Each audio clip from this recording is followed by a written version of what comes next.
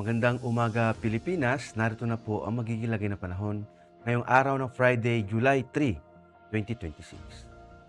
Base po sa ating synoptic situation, wala na po tayong namomonitor na bagyo sa loob ng ating Philippine Area of Responsibility. Samantala, ang mararanasan nating weather system ngayon ay yung easterlies na makakaapekto sa Central Luzon, Southern Luzon at Visayas. Dulot nga ng easterlies at ng mga localized thunderstorms sa Luzon, sa Visayas at Mindanao ay makakaranas ng bahagyang maulap hanggang sa maulap na papawirin na may pulupulong pag-ulan, pagkidlat at pagkulog.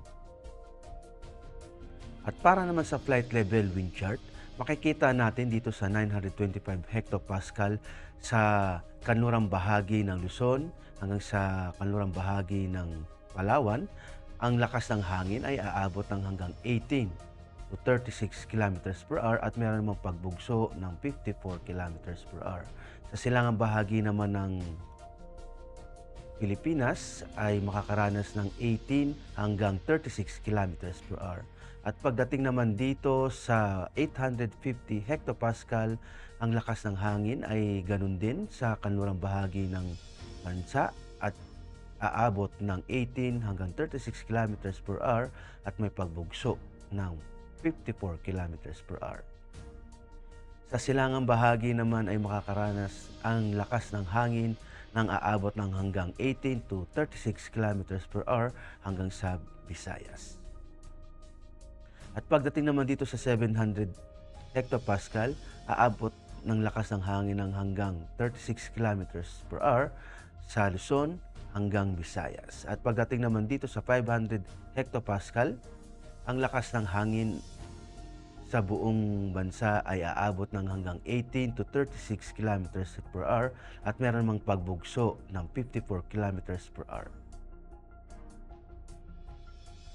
At para naman sa impact to flight operations, dulot nga ng easterlies sa Bicol Region, Eastern Visayas, Caraga, Aurora at Quezon. Ang main hazard dito is yung warm and humid air na nagmumula sa Pacific na nag-enhance ng mga convective activities. Ang impact nito sa Rotary ay localized afternoon thunderstorms, may produce light turbulence and briefly affect flight operation and ground, particularly over inland areas. Sa fixing naman, generally fair weather is expected with isolated cumulonimbus clouds that may result in brief operational delays or light turbulence.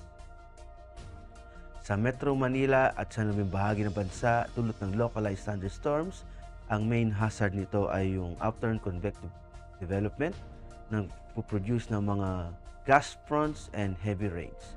Ang impact nito sa Rotary ay yung thunderstorms may brief strong wind gust, downbursts and poor visibility, creating hazardous conditions for flights and avoid areas with CB activities. Sa fixed wing naman, expect severe turbulence and wind shear during arrival and departure flight. Delays or diversion may be necessary. Para naman sa astronomical information, ang araw ay sumikat kaninang 05:31 AM at lulubog din naman mamayang 06:29 PM. Sa moon illumination, meron tayong 89%. At para nga manatiling updated sa lagay at pagtaya ng panahon, i-follow lamang ang Air Force Weather Center sa mga social media accounts.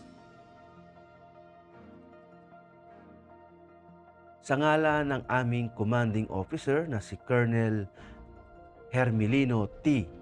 Calubiran Jr. Puff JSC, ako po si Technical Sergeant Brian Benedict B. Arcilla, Weather Forecaster ng Air Force Weather Center. Maraming salamat po.